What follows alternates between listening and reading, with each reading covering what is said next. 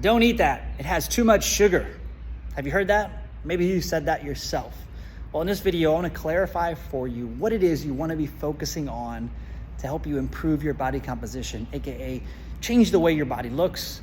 And the number one thing you want to focus on is the calories you're consuming and not worrying about how much sugar something has. Now, in an indirect way, if something has a lot of sugar, it probably has high calories. So in a roundabout way, you are a little bit right, but the main thing you gotta be focused on, guys, is the total calorie intake that you have throughout the day. Now, if you have some of those calories throughout your week come from a sugary source, it's perfectly fine because the overall calorie intake is the number one thing.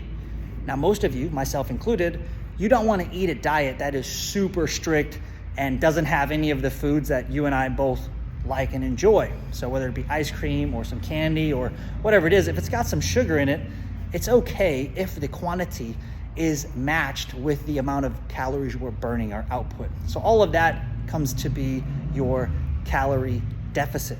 If you can maintain that calorie deficit, if you're trying to lose body fat, that is, if some of those calories come from sugar, it's perfectly okay. Now, assuming you don't have diabetes, you're not pre-diabetic, and your physician hasn't told you otherwise, having some sugar, even from these so-called bad and unhealthy sources, is going to be just fine. You're not somebody that's eating, loads and loads of candy all day throughout every single meal. It's probably a snack here and there when you get a sweet tooth.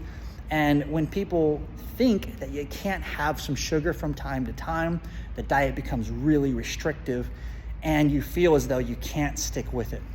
But it is okay to have some sugar. It is okay to have some calories that come from so-called bad sources, if you will. So I wanted to clarify that for you. Don't worry too much about if something has sugar in it.